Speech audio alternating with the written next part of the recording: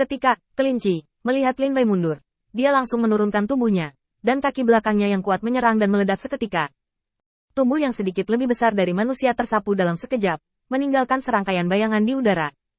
Jarak antara kedua belah pihak menyusut dengan kecepatan yang sangat cepat. Lin Bai, hati-hati. Hati Sai Tua menegang ketika dia melihatnya, dan dia dengan cepat mengingatkannya. Lin Bai telah mengamati perubahan di belakangnya.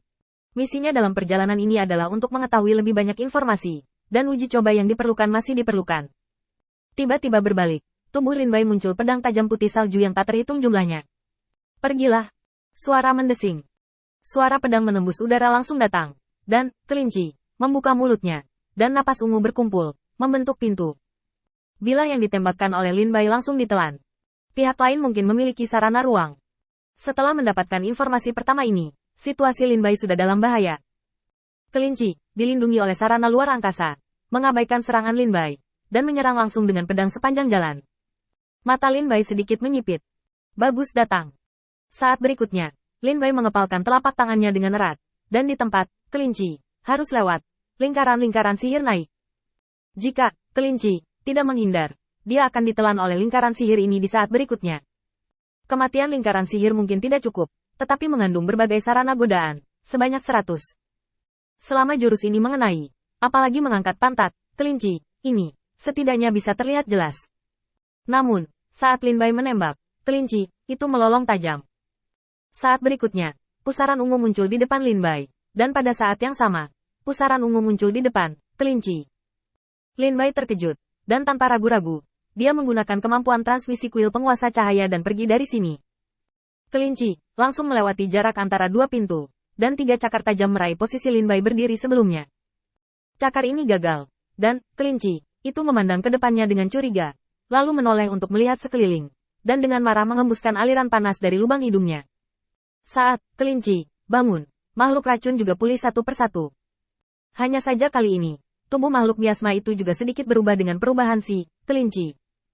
Perubahan yang paling mencolok adalah makhluk miasma ini memiliki sepasang sayap di punggungnya. Akhirnya mereka tidak lagi harus bersembunyi di hutan untuk menyelinap serangan, dan bisa menuju ke langit. Zhao Wuling sedang bersiap untuk menghadapi serangan mendadak makhluk miasma itu. Waspadalah terhadap kelinci itu. Ia memiliki kemampuan untuk berteleportasi di luar angkasa, serta berbagai sarana serangan. Kecepatannya sangat cepat. Saat ini, hanya ada begitu banyak informasi. Zhao Wuling berbalik untuk melihat ke arah kelinci. Sai Lao, maksudmu, benda ini tidak akan membiarkan kita pergi lagi, kan? Pria tua itu menghela nafas tanpa daya. Ya, mereka sudah bersiap untuk serangan itu. Zhao Wuling tiba-tiba tersenyum cerah. Katakan di mana, kelinci itu. Karena aku berencana menyerang kuil penguasa cahaya, izinkan aku memberinya salam. Saat posisi kelinci dalam pikirannya secara bertahap ditentukan, Zhao Wuling menutup matanya. Pada saat ini, puluhan ribu aula cabang di wilayah Bintang Changlan mulai beroperasi. Tergantung pada jaraknya, berbagai cara serangan diatur, dan koordinasi semua cara serangan hanyalah masalah pikiran Zhao Wuling. Saat berikutnya, kesadaran Zhao Wuling tampaknya telah meninggalkan tubuhnya dan naik ke langit, menghadap ke kejauhan. Peralatan pertahanan di sisi terakhir telah mulai beroperasi, dan Wan Li God Cannon dengan halus menyesuaikan sudut mereka dan akumulasi kekuatan kepercayaan. Pada jarak yang lebih dekat, semua jenis peralatan pertahanan yang mematikan telah diperbaiki.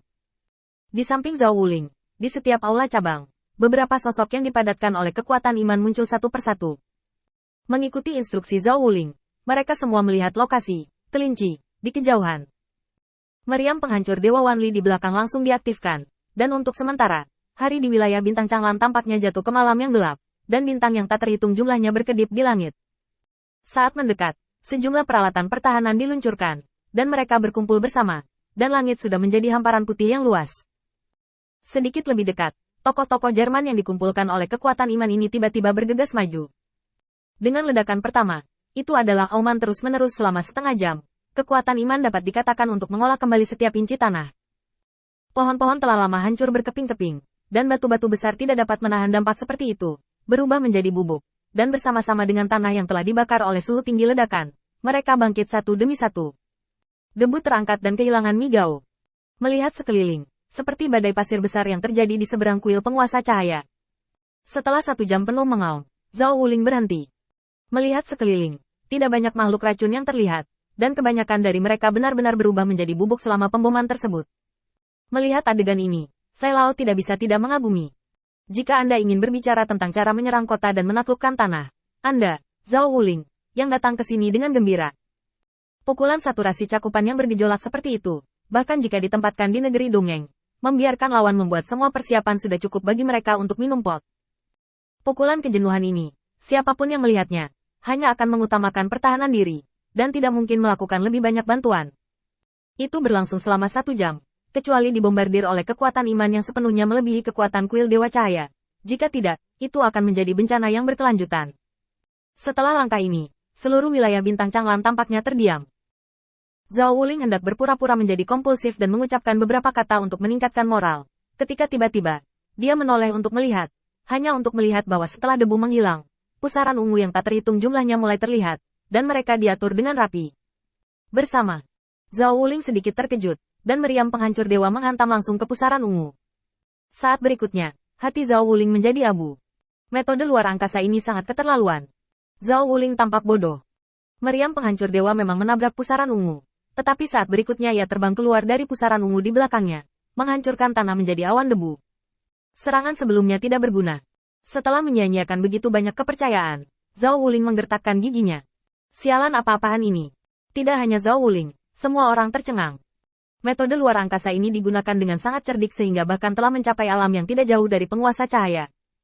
Baik penyerangan maupun pertahanan begitu nyaman sehingga orang tidak memiliki banyak pikiran tentang konfrontasi di dalam hati mereka. Sebelum semua orang bisa bereaksi, pusaran ungu tiba-tiba menyebar, dan makhluk racun yang tersembunyi di dalamnya seperti banjir tanggul yang rusak,